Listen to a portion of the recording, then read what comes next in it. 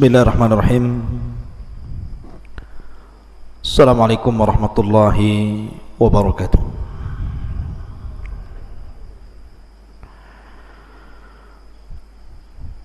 Alhamdulillah. Alhamdulillahilladzi kafana wa hadana wa ja'alana minal muslimin.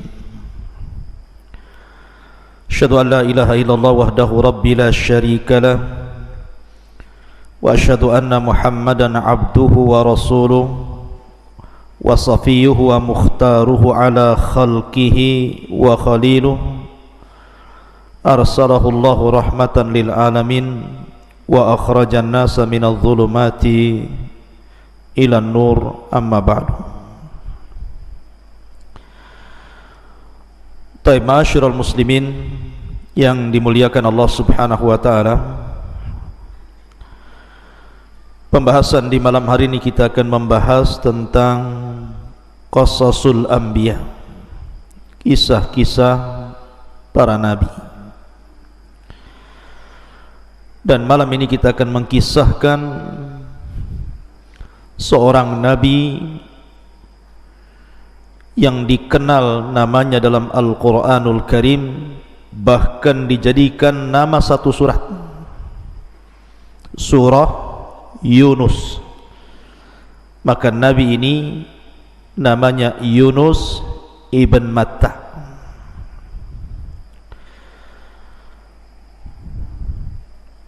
Al-Quran menyebutkan di 4 tempat tentang kisah Nabi Yunus ini.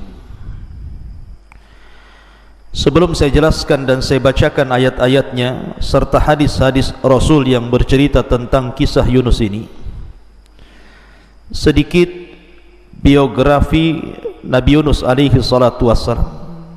Tolong antum catat biar hafal. Yunus ibn Matta adalah di Quran disebutkan dalam beberapa nama. Terkadang disebut Yunus, terkadang disebut Sahibul Hud, terkadang disebut Dhu atau Dhanuni. Itulah sebutan Al-Quran. Yunus, Sahibul Hud, ataupun Dhanuni atau Dhinnun. Adapun orang tua beliau Yunus ibn Matta, Matta ini siapa?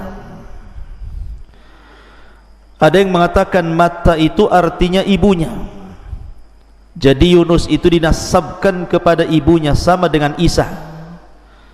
Dinasabkan kepada ibunya Isa ibnu Maryam. Maka Yunus pun sama, Matta itu artinya ibunya, Yunus ibn Matta. Akan tetapi yang sahih bahwa Matta itu bukan ibunda Yunus tetapi ayahandanya. Jadi Matta itu ayahanda daripada Nabi Yunus. Jadi Yunus ibn Matta.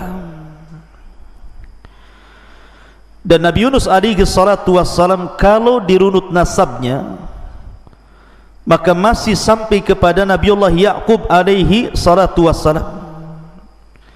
Dan Nabi Ya'qub adalah nabi dari nabi-nabi Bani Israel, karena Ya'qub sendiri adalah Israel. Berarti Yunus satu di antara sekian nabi dari nabi-nabi Bani Israel. Ada yang mengatakan bahwa Yunus ini putra daripada Binyamin. Siapa Binyamin? Saudara daripada Nabi Yusuf. Karena Ya'qub alaihi salatu wassalam memiliki 12 putra dari 4 wanita. Lah yang satu ibu dan satu ayah adalah Yusuf dan Binyamin. Lah salah satu putra Binyamin ini banyaklah, salah satunya adalah Nabi Yunus alaihi salatu wassalam. Jadi Yunus putra Binyamin, artinya nasabnya sampai kepada Yaqub alaihi salatu wassalam. Dan Al-Quran menyebutnya di 4 tempat. Dan Nabi Yunus alaihi salatu wassalam diutus ke sebuah desa yang disebut dengan Nainawa. Desanya disebut Nainawa di daerah Musil di negara Irak. Jadi Yunus diutus ke Irak di sebuah daerah namanya Musil, tempat diutusnya disebut Nainawa. Itulah daerah tempat dakwahnya Yunus alaihi salatu wassalam.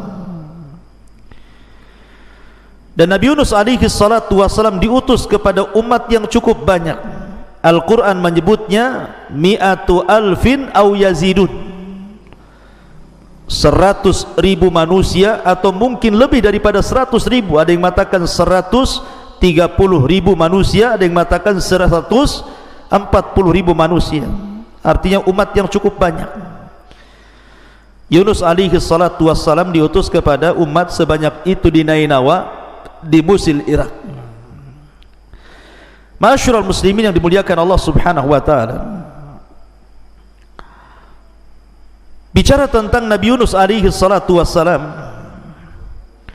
ada beberapa hadis Nabi sallallahu alaihi wasallam yang bercerita tentang Yunus. Saya sebutkan 3 hadis dulu, baru kita cerita ayat.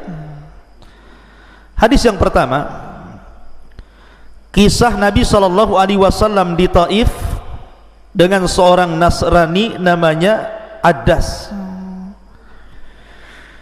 Jadi ketika Nabi sallallahu alaihi wasallam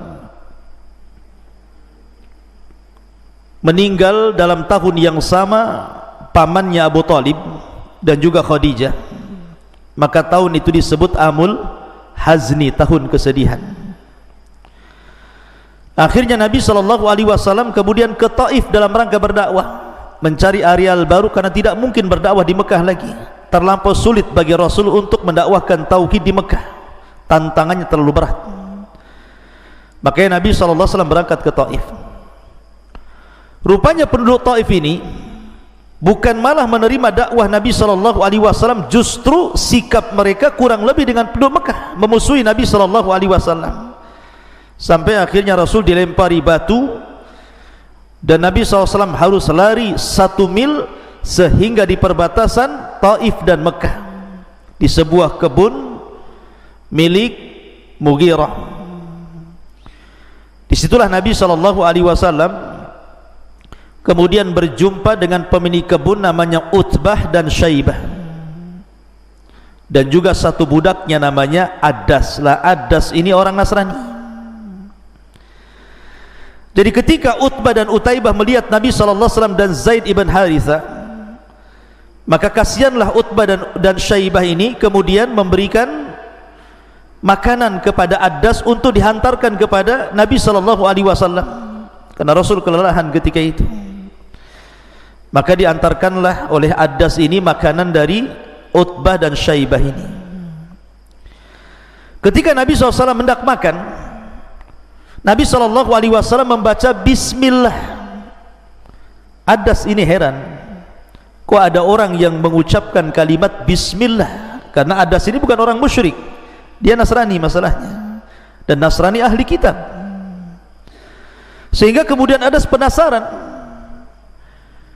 bagaimana mungkin kau mengucapkan kalimat itu sementara kalimat itu tidak pernah diucapkan oleh penduduk Mekah. Maka Nabi SAW kemudian mengatakan, ya, siapa namamu? Kata Addas, saya Addas. Dari mana asalmu? Kata Addas, saya berasal dari Nainawa. Disinilah kemudian muncul nama desanya Nabi Yunus, Nainawa. Maka Nabi SAW mengatakan, apakah yang dimaksud Nainawa itu desa dari seorang yang saleh namanya Yunus ibn Matta? Kata Addas, bagaimana kau tahu tentang kisah Yunus ibn Matta, wahai fulan? Maka Nabi SAW mengatakan, ya Addas, Yunus ibn Matta itu saudaraku. Dia seorang nabi, aku pun seorang nabi. Kemudian diceritakanlah tentang kisah Yunus ibn Matta kepada Addas ini. Lah pemilik kebun ini, Utbah dan Syaibah ini takut kalau seandainya budaknya terpengaruh dengan Nabi SAW. Dipanggillah Addas itu kemari. Kemudian ditanya, kau ngomong apa sama orang itu, maksudnya sama Nabi SAW? Kata Addas, demi Allah, aku berbincang-bincang dengan orang itu dan tidaklah seseorang mengucapkan seperti itu kecuali seorang Nabi. Dari sini ada kalimat Nainawa, kemudian kisah Nabi Yunus yang diceritakan kepada siapa? Kepada Addas, seorang Nasrani. Belakangan Rasul menawarkan Islam, kemudian Addas pun masuk Islam. Ini hadis yang pertama. Hadis yang kedua, kisah tentang perselisihan Utsman ibn Affan radhiyallahu an dan Sa'ad ibn Abi Waqqas. Jadi suatu ketika Utsman itu sedang duduk di masjid. Sa'ad bin Abi Waqqas datang dari pintu.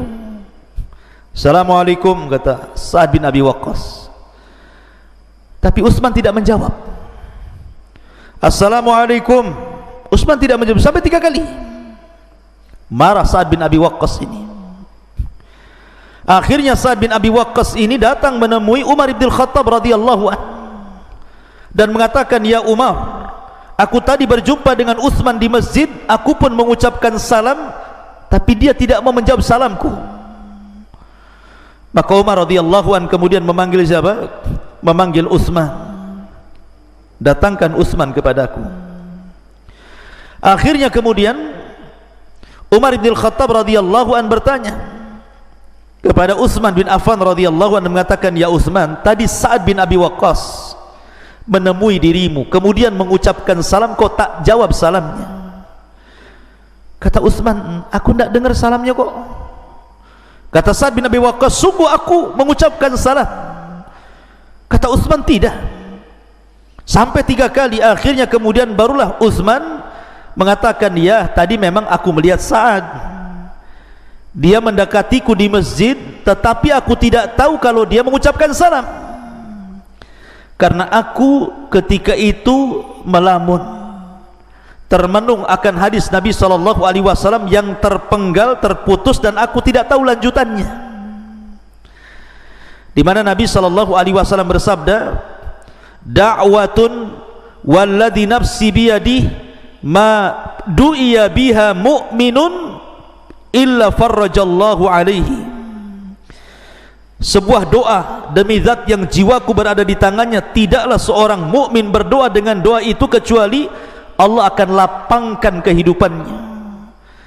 Ketika Nabi SAW hendak menyebutkan doa itu, tiba-tiba datang Arab Badui mengganggu Nabi SAW dengan pertanyaan-pertanyaan. Akhirnya Rasul pun lupa tentang doa itu dan aku tidak tahu penjelasannya. Maka Umar pun mengatakan, oh iya, aku juga sama itu. Maka Sa'ad bin Abi Waqqas mengatakan, sungguh aku hadir di majelis itu dan aku tahu doa itu. Kemudian Umar dan juga Utsman bertanya kepada Sa'ad, doa apa itu? Maka Sa'ad bin Abi Waqqas kemudian membacakan doa Dzannun. Siapa? Doanya Nabi Yunus alaihi salatu wassalam, la ilaha illa anta subhanaka inni kuntu minadh zalimin.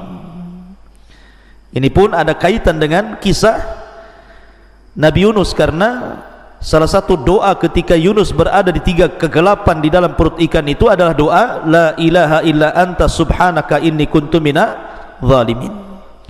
Kemudian hadis yang ketiga, perkataan Nabi SAW, la tufaddiluni ala Yunus ibn Matta, jangan kau lebihkan diriku di atas Yunus ibn Matta.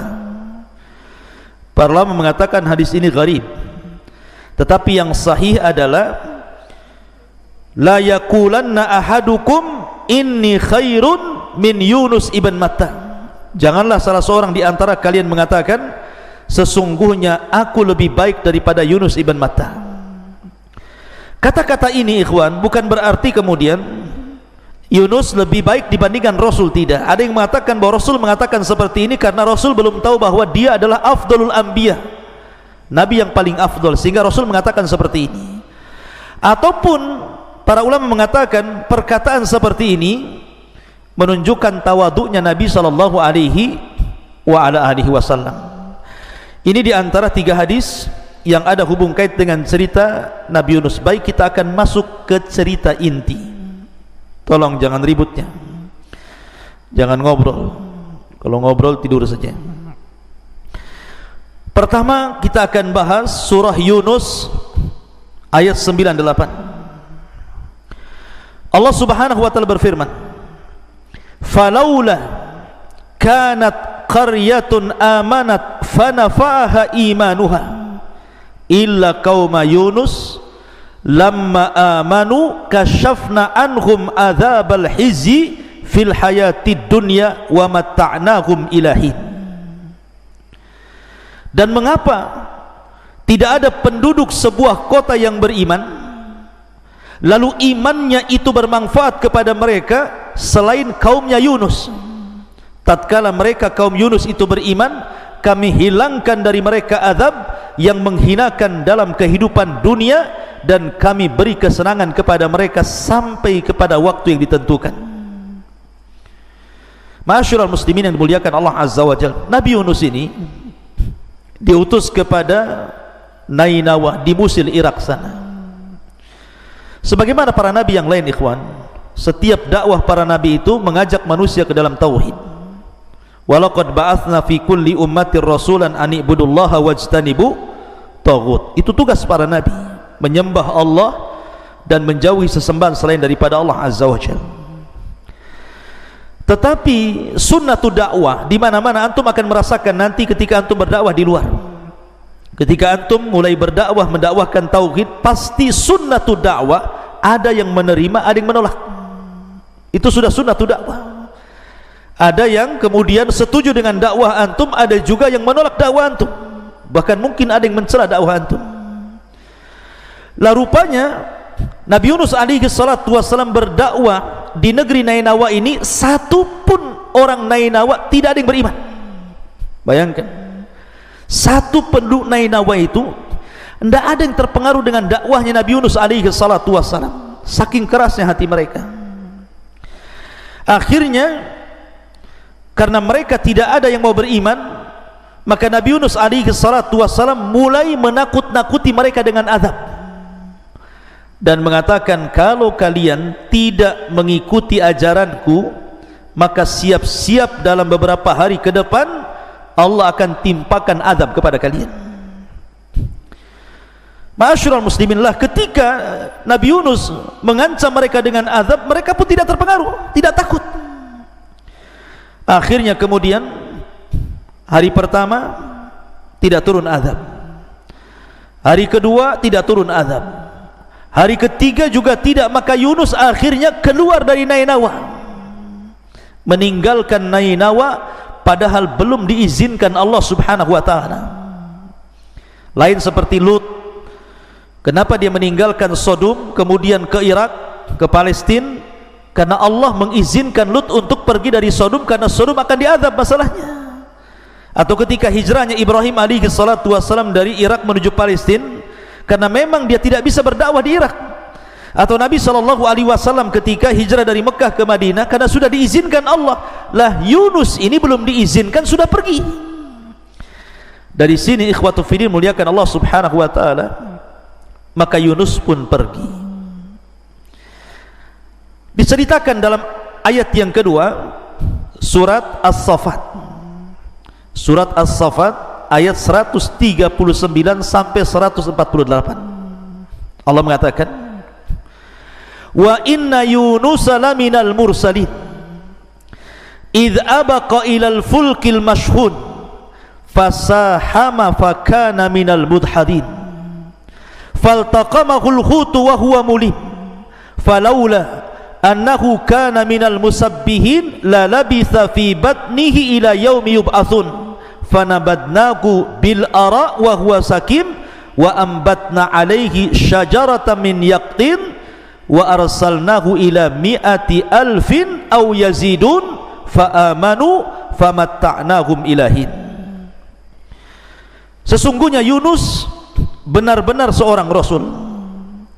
ketika dia lari dari kewajibannya kepada kapal yang dipenuhi muatan, kemudian dia ikut diundi, ternyata dia termasuk orang-orang yang kalah dalam undian, maka dia ditelan oleh ikan besar dalam keadaan tercela. Dia termasuk orang-orang yang banyak berzikir kepada Allah. Kalaulah dia tidak termasuk orang-orang yang banyak berzikir kepada Allah, niscaya dia akan tetap tinggal di perut ikan sampai hari kebangkitan. Kemudian kami lemparkan dia ke daratan tandus dan dalam keadaan sakit. Kemudian untuk dia kami tumbuhkan sebatang pohon labu dan kami utus dia kepada 100.000 atau lebih, sehingga mereka beriman karena kami anugerahkan kenikmatan hidup kepada mereka hingga waktu yang ditentukan. Jadi ketika Nabi Yunus alaihi salatu wasallam meninggalkan kaumnya, lah kaumnya ini udah ketakutan tuh, karena Nabi mereka sudah meninggalkan mereka. Karena ketakutan kaumnya itulah akhirnya mereka bertobat tanpa sepengetahuan Yunus alaihi salatu wasallam. Mereka bertobat, semua bertobat, satu kampung Nainawa itu, dan Yunus tidak tahu mereka sudah tobat. Dan ingat ikhwatu fiddin, muliakan Allah azza wa jalla, iman itu terbagi dua. Iman itu terbagi dua. Ada yang sifatnya idtirari, ada yang sifatnya ikhtiari. Antum harus paham nih ya. Iman itu ada dua, ada yang bersifat idtirar, terpaksa, dan ada yang sifatnya ikhtiar karena kehendak dia. Kalau seseorang beriman karena terpaksa, maka tobatnya tidak akan diterima dan dia pantas untuk diazab oleh Allah Subhanahu wa taala. Makanya Allah Subhanahu wa taala berfirman, "Falamma ra'au ba'sana qalu amanna billah wahdahu wa kafarna bima kunna bihi musyrikin falam yaku yanfa'uhum imanuhum lamma ra'au ba'sana sunnatallahi allati qad khalat min ibadihi khasira hunalikal kafirun." Maka tatkala mereka melihat ada adab Allah Subhanahu wa taala hendak menimpa mereka, mereka mengatakan apa? Kami beriman kepada Allah saja dan kami kufur terhadap apa yang kami sekutukan. Tapi lihat jawaban Allah, falam yaku yanfa'uhum imanuhum. Iman mereka enggak guna, enggak manfaat. Kenapa? Karena tobatnya terpaksa. Tobatnya terpaksa masalahnya. Jadi azab sudah ada di kepala mereka, baru mereka mengatakan saya beriman, enggak guna imannya. Tetap saja Allah kirimkan azab kepada mereka. Itu namanya iman idtirar namanya. Kemudian yang kedua ada iman ikhtiari seperti kaumnya Yunus. Ini namanya iman ikhtiari. Ketika Nabi Yunus meninggalkan mereka, maka kemudian mereka pun menyesal. Kenapa mereka tidak beriman saat Yunus masih ada? Ketika Yunus mengancam mereka dengan azab Allah Subhanahu wa taala, maka betul-betul mereka menyesal.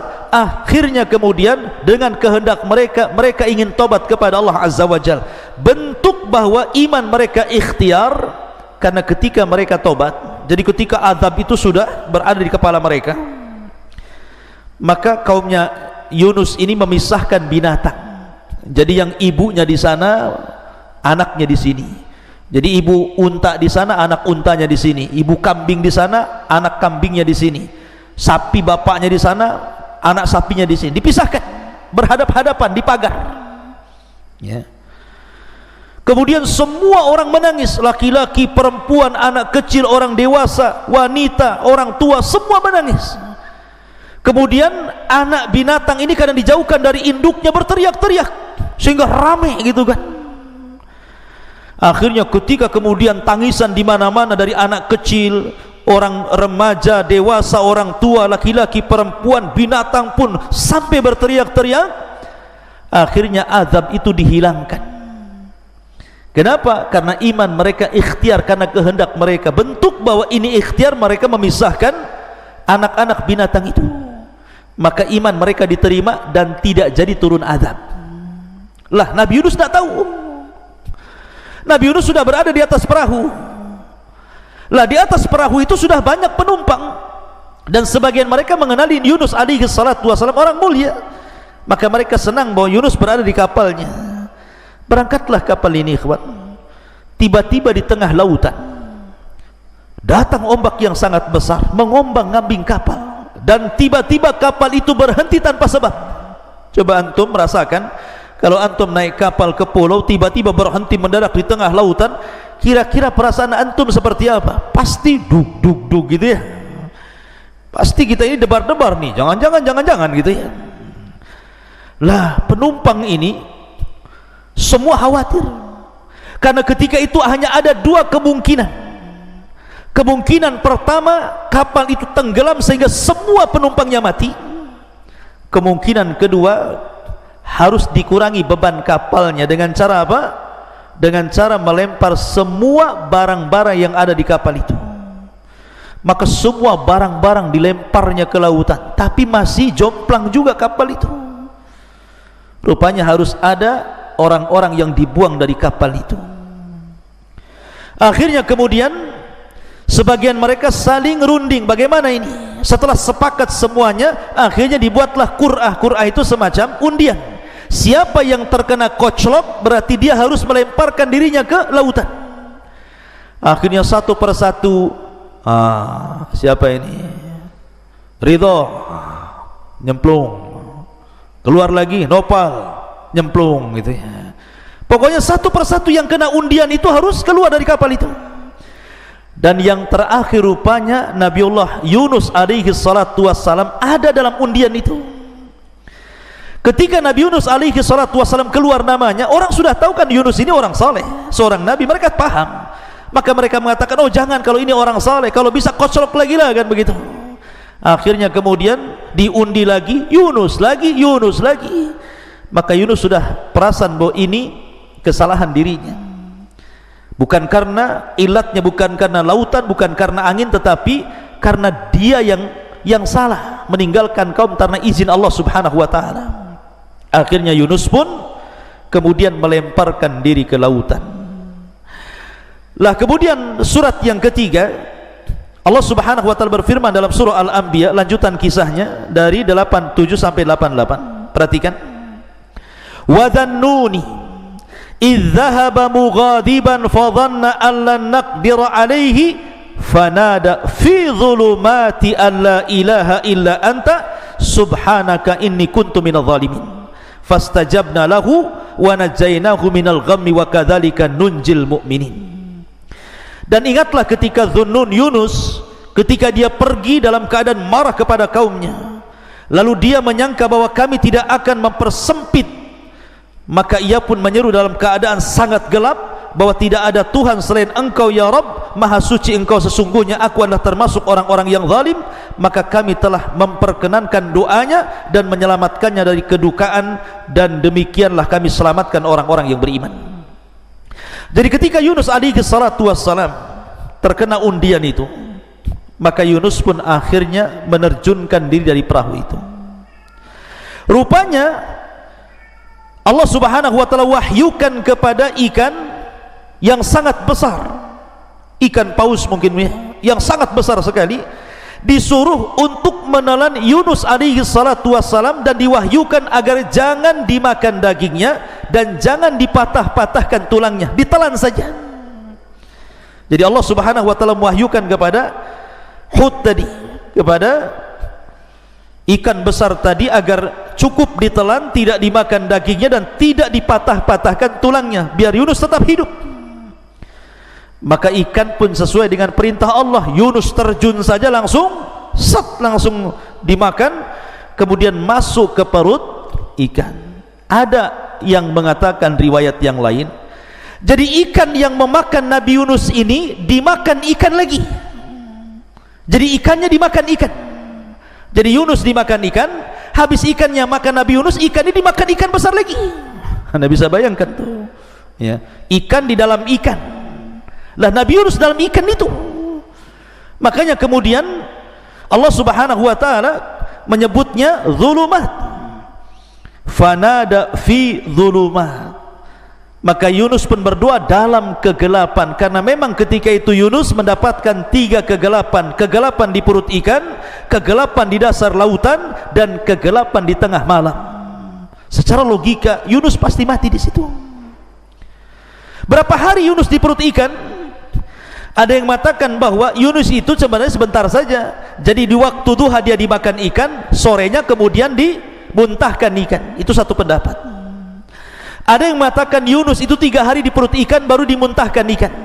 Dan ada yang mengatakan 40 hari di perut ikan kemudian dimuntahkan. Jangan lagi cerita 40 hari 3 hari. 1 jam saja di perut ikan bisa mati orang itu.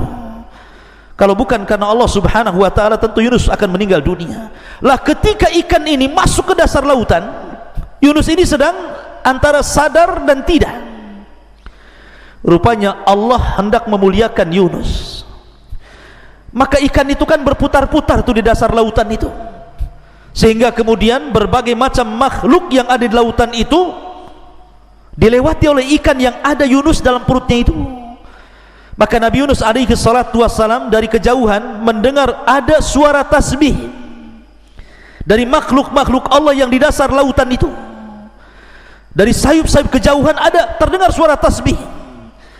Mungkin batu bertasbih, mungkin hewan-hewan bertasbih, wallahu alam, karena Allah mengatakan wa im min kulli syai'in illa yusabbihuna bihamdi walakin la yafqahuna tasbihahum.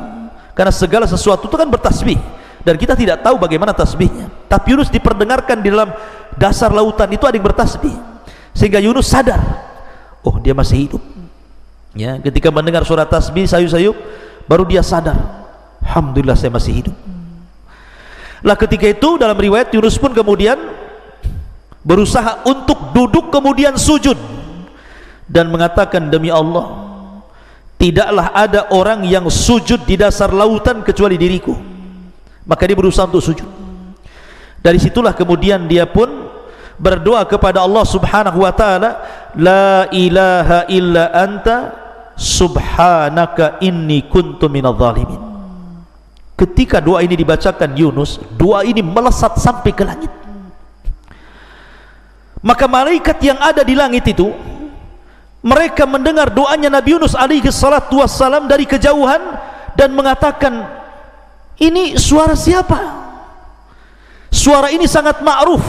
Ini suara siapa ya Allah? Maka Allah subhanahu wa ta'ala mengatakan, itu doanya Yunus ibn Matta. Maka para malaikat di langit meminta syafaat kepada Allah agar Allah menyelamatkan Yunus alaihi salatu wassalam. Maka Allah pun kabulkan permintaan malaikat. Maka Allah naikkan ikan itu ke atas, kemudian dimuntahkan. Anda bisa bayangkan Yunus berhari-hari di perut ikan, kemudian dimuntahkan di daratan gitu kan. Seperti apa gitu kan. Yunus pun lemas. Gak percaya, coba antum cari ikan paus, makan saya. Jadi akhirnya dilepehkan begitu ya. Kemudian Yunus sudah lemas, gak makan di perut ikan, puasa. Kalau memang pendapat 3 hari berarti 3 hari dia puasa. Yang berpendapat 40 hari berarti 40 hari dia tak makan. Jangankan 3 hari, antum 1 hari tak makan saja, pegang perut ya, langsung cari bakso. Jadi Yunus alaihi salatu wassalam sudah tidak bisa lagi, nggak sanggup, berdiri aja nggak sanggup. Karena nggak sanggup itulah akhirnya Allah subhanahu wa ta'ala kemudian tumbuhkan wa ambatna alaihi syajaratan min yaqtin. Tiba-tiba di sekitar tubuhnya, tanah-tanah di sekitar tubuhnya, Allah hidupkan pohon labu. Hidup tuh pohon labu tuh ya. Kemudian merindangi tubuhnya, kemudian tiba-tiba keluar buahnya. Dalam sekejap saja Yunus alaihi salatu wassalam kemudian memakan buah labu itu sampai kenyang, sehingga akhirnya dia punya tenaga lagi.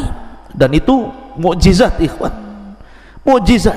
Tiba-tiba tanpa ditanam, tahu-tahu pohon labunya tumbuh sendiri, sebentar sudah berbuah gitu kan. Ini kan pohon ajaib ikhwan. Enak antum kalau punya biji mangga sekali tanam besok sudah metik gitu ya. Kan nggak ada kalau kecuali mukjizat. Maka Yunus pun setelah makan labu kenyang-kenyang, akhirnya dia punya tenaga. Mulailah dia kembali berdakwah ke Nainawa. Rupanya semua penduduk Nainawa sudah beriman kepada Allah subhanahu wa ta'ala. Makanya Allah mengatakan, wa arsalnahu ila mi'ati alfin aw yazidun. Kemudian Yunus alaihi salatu wassalam diutus kepada 100.000 orang ataupun lebih, semua beriman kepada Yunus alaihi salatu wassalam, semua beriman. Dan ini karena hidayah dari Allah subhanahu wa ta'ala. Kalau bukan karena Allah, tentu mereka tidak dapat hidayah. Tetapi di sini ada pelajaran yang bisa kita petik, yang juga pelajaran kepada Nabi kita Muhammad sallallahu alaihi wasallam. Di dalam Al-Quran surah Al-Qalam, Allah mengatakan, fasbir li hukmi rabbika wa la takun kasahibil huti idnada wa huwa maqdum laula an tadarakahu ni'matu min rabbih la nubidha bil ara'i wa huwa madmum fajtabahu rabbuhu faja'alahu minas salihin. Maka bersabarlah kamu wahai Muhammad terhadap ketetapan Tuhanmu, dan janganlah kamu seperti orang yang berada dalam perut ikan ketika ia berdosa dan sedang dalam keadaan marah kepada kaumnya. Kalau sekiranya ia tidak segera mendapatkan nikmat dari Tuhannya, benar-benar dia dicampakkan ke tanah tandus dalam keadaan tercela. Artinya bahwa Nabi SAW disuruh untuk sabar. Jangan seperti Yunus, belum disuruh pergi dari kaumnya malah pergi. Maka dari sini ada pelajaran besar bahwa dalam berdakwah itu perlu kesabaran. Tetapi setelah Nabi Yunus alaihi salatu wasallam meninggal dunia, lambat laun kaum Nainawa kemudian kembali menyekutukan Allah sedikit demi sedikit. Subhanallah, sudah diberikan nikmat tauhid, setelah meninggal nabinya, tiba-tiba sedikit demi sedikit kemudian mereka kufur kembali. Nah, dari situlah diutus nabi-nabi yang lainnya. Siapa nabi setelah Nabi Yunus alaihi salatu wasalam? Nanti kita akan kisahkan dan kesempatan. Subhanakallah bihamdika, asyhadu an la ilaha illa anta astaghfiruka wa atubu ilaik. Allahu ta'ala alam. Assalamualaikum warahmatullahi wabarakatuh.